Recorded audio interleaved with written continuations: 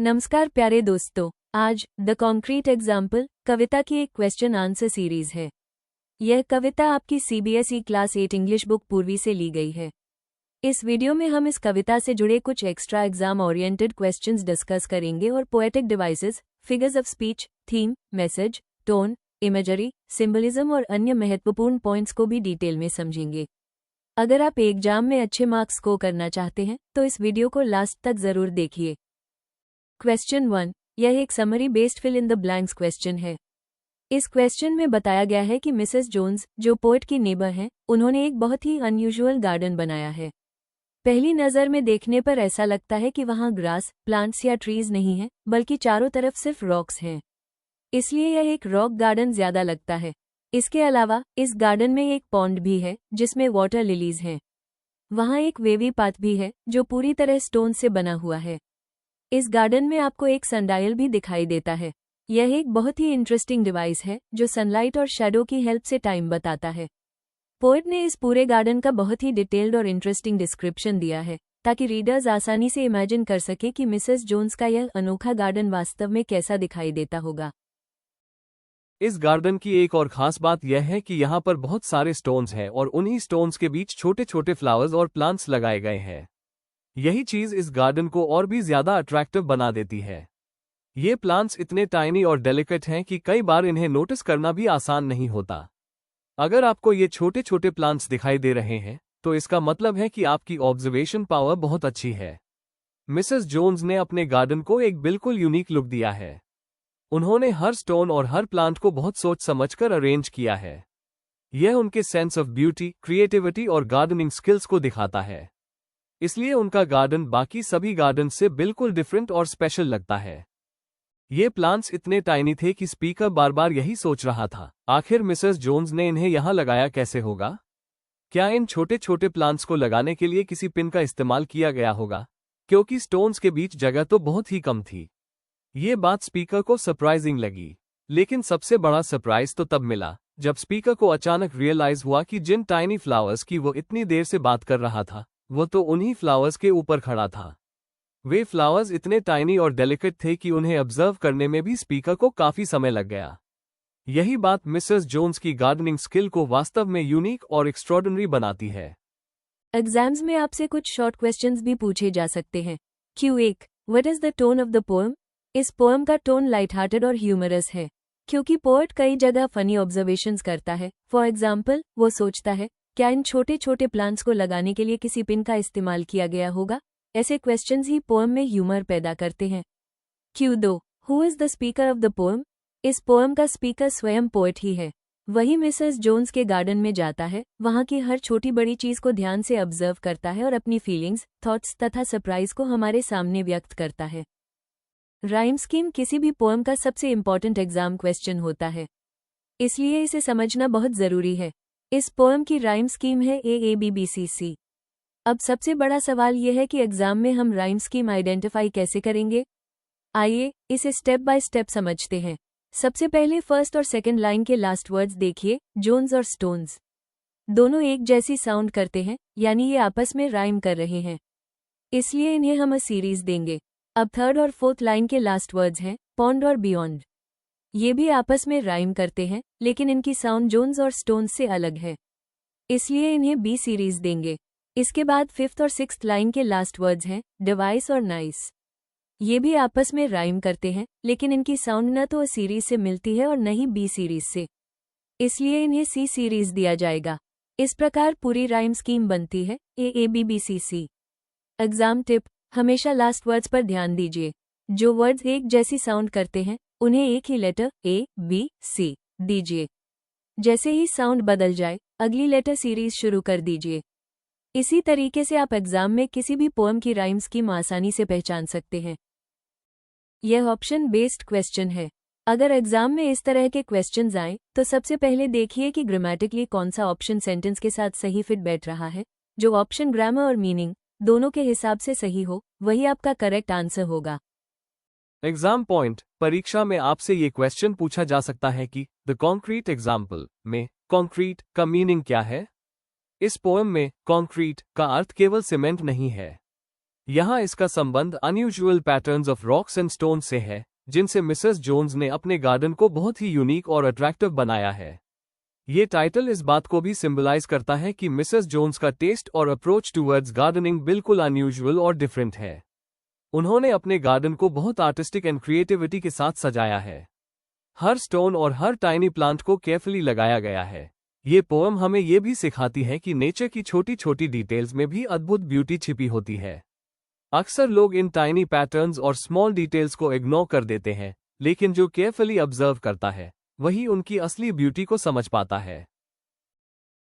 Poetic devices का use poet किसी भी पोएम को इंटरेस्टिंग और ब्यूटीफुल बनाने के लिए करता है। इस पोएम में भी कई पोएटिक डिवाइसेस का यूज हुआ है।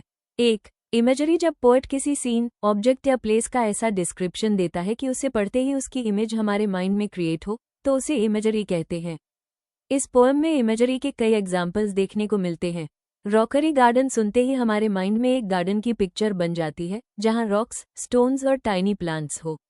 एक क्रेजी पाथ पढ़ते ही हमें समझ आ जाता है कि यहाँ पाथ सीधा नहीं बल्कि ट्विस्टेड है। लिली पॉन्ड का नाम आते ही हमारे माइंड में एक पॉन्ड की इमेज बनती है, जिसमें बहुत सारे लिली फ्लावर्स खिले हुए हैं। जब सनडायल का जिक्र आता है तो हम तुरंत सोचने लगते हैं कि यह कैसा इंस्ट्रूमेंट होगा और सनलाइट की मदद से टाइम कैसे बताया जाता होगा। यही इमेजरी की खासियत है। पोएट केवल वर्ड्स का प्रयोग करता है, लेकिन रीडर के माइंड में पूरा सीन एक पिक्चर की तरह उभर आता है। रेफ्रेन मीन्स एक लाइन, वर्ड या ग्रुप ऑफ वर्ड्स का कविता में रेगुलर इंटरवल पर बार बार रिपीट होना। ये रेपिटेशन कविता को एक स्पेशल इफेक्ट, रिदम और म्यूजिकल फ्लो देती है। साथ ही जिस बात पर पोएट ज्यादा फोकस करना चाहता है उसे भी हाईलाइट करती है। एग्जाम्पल, इस पोएम में माय नेबर मिसेस जोन्स हर स्टैंजा के अंत में रिपीट होता है। इससे हर बार हमारा ध्यान मिसेस जोन्स और उनकी स्टोन गार्डन की ओर जाता है।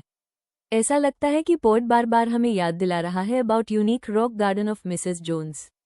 इससे एक तरफ पोएट का फोकस मिसेस जोन्स पर बना रहता है और दूसरी तरफ कविता को एक स्पेशल इफेक्ट देती है और उसे सुनने में ज्यादा इंटरेस्टिंग एंड म्यूजिकल बना देती है। यही वजह है कि कविता और भी इफेक्टिव और याद रखने में आसान बन जाती है। अलिटरेशन एक ऐसा पोएटिक डिवाइस है जिसमें पास पास आने वाले वर्ड्स की शुरुआत में सेम कॉन्सोनेंट साउंड बार बार रिपीट होती है। इससे कविता सुनने में म्यूजिकल एंड मेमोरेबल बन जाती है। सिंपल ट्रिक, अगर किसी लाइन में पहले, दूसरे या तीसरे नियरबाई वर्ड की शुरुआत एक ही अल्फाबेट साउंड से हो रही है तो वहां अलिटरेशन होती है। Example 1, quite a quarter. यहाँ क्यू साउंड बार बार रिपीट हो रही है, इसलिए यह अलिटरेशन का एग्जाम्पल है। Example 2, a sundial with strange device. यहाँ एस साउंड 2 बार रिपीट हो रही है, सनडायल और स्ट्रेंज, इसलिए ये भी अलिटरेशन का एग्जाम्पल है। एग्जाम टिप, याद रखिए, अलिटरेशन में लेटर्स नहीं बल्कि कॉन्सोनेंट साउंड्स रिपीट होती है, इसलिए प्रोनंसिएशन पर भी ध्यान देना जरूरी है। हाइपरबली एक ऐसा पोएटिक डिवाइस है जिसमें किसी भी बात, व्यक्ति या चीज को बहुत बढ़ा चढ़ाकर बताया जाता है। इसका उद्देश्य ह्यूमर, एम्फेसिस या स्ट्रॉन्ग इफेक्ट क्रिएट करना होता है। इसका मतलब यह नहीं होता कि बात सच है, बल्कि उसे ड्रामेटिक और इंटरेस्टिंग बनाने के लिए ऐसा कहा जाता है। एग्जाम्पल, पोएट कहता है, they are so delicate and small they don't mean anything at all. यहाँ पोएट ये बताना चाहता है कि मिसेस जोन्स के गार्डन के प्लांट्स इतने टाइनी और डेलिकेट हैं कि उन्हें देख पाना भी मुश्किल है। वास्तव में प्लांट्स दिखाई देते हैं, लेकिन उनकी स्मॉल साइज को एग्जैजरेट करके बताया गया है ताकि उनकी डेलिकेसी पर जोर दिया जा सके। इसके बाद पोएट फन में कहता है कि शायद इन प्लांट्स को पिन से प्लांट किया गया होगा, क्योंकि वहां तो पत्थरों के बीच कुछ उग ही नहीं सकता। ये भी हाइपरबली है। असल में कोई भी व्यक्ति पिन से पौधे नहीं लगा सकता। प्लांट्स उगाने के लिए सीड्स, सॉइल, वाटर और प्रॉपर केयर की जरूरत होती है। पोएट ने यह बात सिर्फ ह्यूमरस इफेक्ट और एग्जैजरेशन पैदा करने के लिए कही है। इजी मेमोरी ट्रिक, यानी जब किसी बात को इतना बढ़ा चढ़ाकर कहा जाए कि वो वास्तविक न लगे, लेकिन उससे स्ट्रॉन्ग इफेक्ट या ह्यूमर पैदा हो, तो उसे हाइपरबली कहते हैं। अब बात करते हैं आयरनी की। आखिर आयरनी होती क्या है? आयरनी एक ऐसी सिचुएशन है जहां हम एक्सपेक्ट कुछ और करते हैं, लेकिन एक्चुअल में होता कुछ और ही है। यानी रिजल्ट हमारी एक्सपेक्टेशन से बिल्कुल अलग निकलता है। यही अनएक्सपेक्टेड ट्विस्ट कविता को और भी ज्यादा इंटरेस्टिंग बना देता है। पूरी कविता में पोएट और मिसेस जोन्स गार्डन और फ्लावर्स की बात करते रहते हैं, इसलिए पोएट को लगता है कि वहां बहुत सुंदर फ्लावर्स होंगे। लेकिन जब पोएट वहां पहुंचता है तो उसे स्टोन से बना हुआ एक ट्विस्टेड पैसेज दिखाई देता है। पहली नज़र में उसे ऐसा लगता है कि यहाँ तो सिर्फ पत्थर ही पत्थर है। उसे समझ ही नहीं आता कि मिसेस जोन्स आखिर किस गार्डन की इतनी तारीफ कर रही है।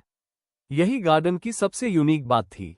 ये किसी नॉर्मल गार्डन की तरह बड़े बड़े रंग बिरंगे फ्लावर्स वाला गार्डन नहीं था, बल्कि एक ऐसा रॉक गार्डन था जहाँ छोटे छोटे फ्लावर्स पत्थरों के बीच इस तरह छिपे हुए थे कि उन्हें देखने के लिए कीन ऑब्जर्वेशन और केयरफुल अटेंशन की जरूरत थी।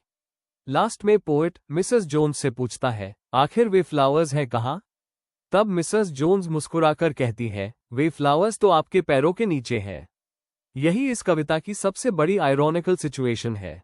इस आयरनी के माध्यम से पोएट हमें एक बहुत सुंदर मैसेज देते हैं कि कई बार सबसे सुंदर चीजें इतनी छोटी होती हैं कि उन्हें देखने के लिए पेशेंस, अटेंशन और कीन ऑब्जर्वेशन की जरूरत पड़ती है। अगर हम मिसेस जोन्स के टेस्ट का अंदाजा लगाने की कोशिश करें तो हम कह सकते हैं कि उनका टेस्ट बहुत डिफरेंट और यूनिक था। आमतौर पर गार्डन्स में हरे भरे प्लांट्स एंड कलरफुल फ्लावर्स होते हैं, लेकिन मिसेस जोन्स का गार्डन बिल्कुल अनयूजुअल था। वहां ग्रास की जगह स्टोन्स थे, रास्ता ट्विस्टेड था और फ्लावर्स इतने टाइनी एंड डेलिकेट थे कि उन्हें नोटिस करना भी डिफिकल्ट था। वहां एक सनडायल भी था जो ये दिखाता है कि Mrs Jones was creative and artistic. क्या आपको लगता है कि मिसेस जोन्स का गार्डन उनकी पर्सनैलिटी के बारे में बताता है? True, false. क्वेश्चन 2, पोएट ने क्रेजी पाथ शब्द का प्रयोग क्यों किया है? यहाँ क्रेजी का मतलब पागल नहीं है। पोएट ये कहना चाहते थे कि मिसेस जोन्स के गार्डन का पाथ सीधा और स्मूथ नहीं था, बल्कि रॉकी, ट्विस्टेड और अनइवन था। यह मिसेस जोन्स के गार्डन को दूसरे गार्डन से अलग और अधिक यूनिक बनाता है। यहाँ से हमें दो बातें पता चलती हैं। पहली, मिसेस जोन्स बहुत क्रिएटिव थी। दूसरी, she was very proud of her garden. यहाँ एक आयरॉनिकल सिचुएशन है। पोएट को ऐसा लगता है कि शायद इन टाइनी प्लांट्स को किसी पिन से यहाँ प्लांट किया गया होगा, क्योंकि चारों तरफ स्टोन्स ही स्टोन्स थे और उनके बीच प्लांट्स के लिए जगह ढूंढना मुश्किल था। असल में पोएट का मतलब सचमुच यह नहीं है कि प्लांट्स को पिन से लगाया गया था, बल्कि वे ये बताना चाहते हैं कि गार्डन इतना क्राउडेड था और फ्लावर्स इतने टाइनी थे कि ऐसा महसूस होता था जैसे उन्हें किसी पिन से स्टोन्स के बीच फंसा दिया गया हो।